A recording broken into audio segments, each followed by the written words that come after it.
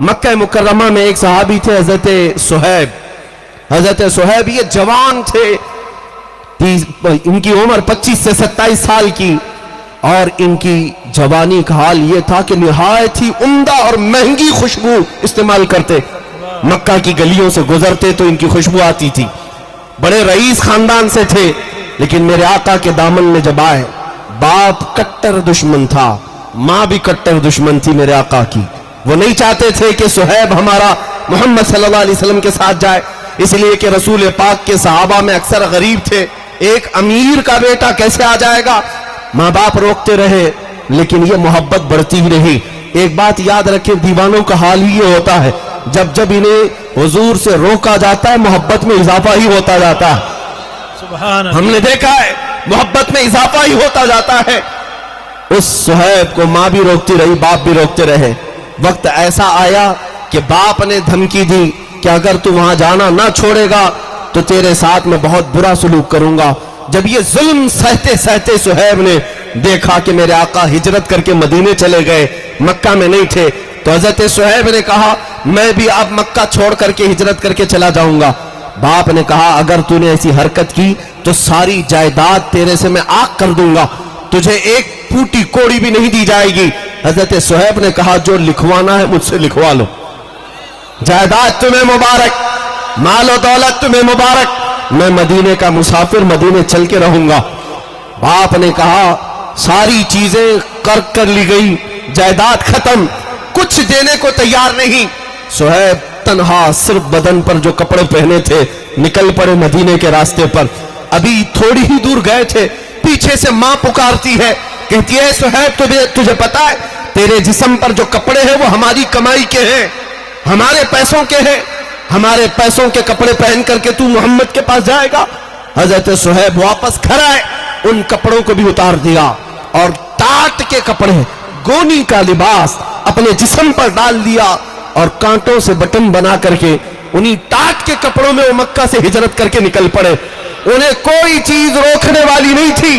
صہیب جب اپنے گھر سے ہجرت کر کے نکلے، اتنے پر بھی بس نہیں ہوا، ان کے ظالم باپ نے پیسے دے کر کے مکہ کے بڑے بڑے گنڈوں کو بلایا اور کہا کہ میرا بیٹا مدینے کے راستے پر ہے، جہاں ملے گا خوب مارو، اتنا مارو کہ زخمی ہو کر واپس وہ ہمارے گھر آ جائے. پیسہ لے کر کے گنڈے آئے، بیچ راستے میں صہیب تنہا تھے، تنہا اس عاشق رسول کو گنڈوں نے گھیر لیا. کبھی کوئی ادھر سے نوچتا ہے، کبھی ادھر سے نوچتا ہے، مکے مارے جا رہے ہیں.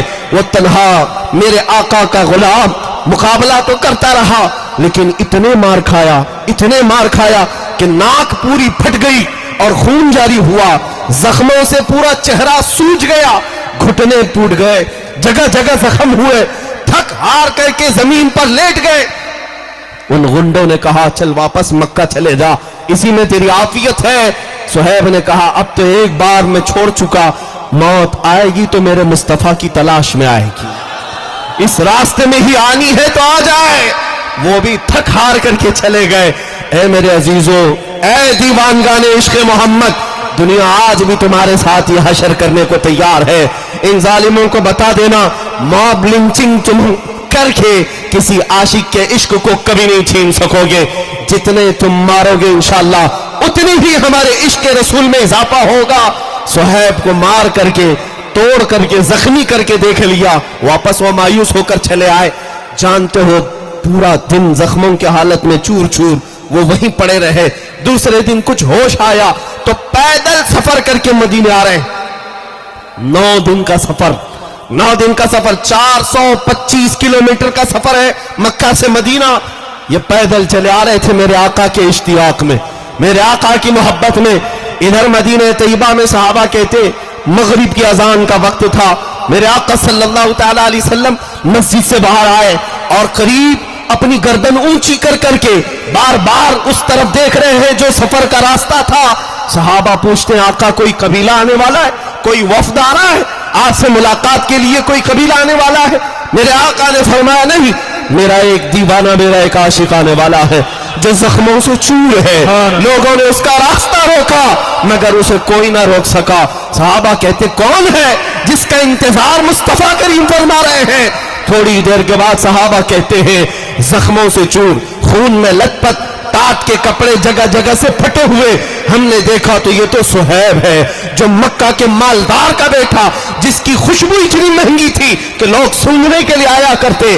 آج وہ زخموں سے چور مدینے میں آ رہا ہے. میرے آقا بڑھ کر کے آگے چلتے ہیں. جیسے ہی صہیب قریب آئے، آقا نے سینے سے سینہ لگا لیا، معانقہ کیا، اور اپنے بدن پر جو چادر تھی وہ نکال کر کے صہیب رومی کو پہنایا اور کہا اللہ تیرا بھلا کرے. حضرت صہیب کے جملے سنو. اے میرے عزیزوں، یہی میرے بیان کرنے کا مقصد ہے.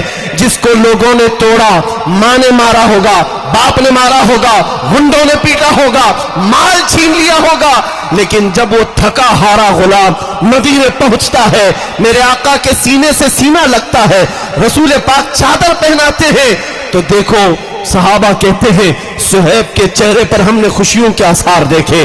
ایسا لگتا تھا کوئی زخم بھی نہیں، کوئی درد بھی نہیں.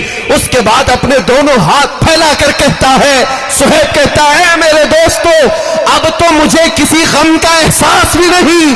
دنیا چھوٹتی ہے چھوٹے، مصطفیٰ کی چادر میرے پاس ہے. زندگی بھر مدینہ طیبہ میں اسی چادر پر بسر کرتے رہے. اور جب موت کا وقت قریب آیا، وصیت کر کے جاتے ہیں لوگوں میری یہ چادر مجھ سے جدا نہ کرنا، جب مجھے کفن دینا تو اسی چادر میں کفن دینا.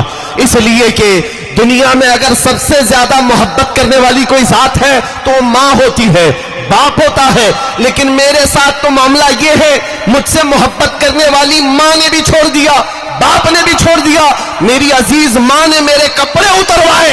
جب کسی کی ماں چھوڑ دے، باپ چھوڑ دے، اس وقت مدینے کا آقا تنہا نہیں چھوڑتا.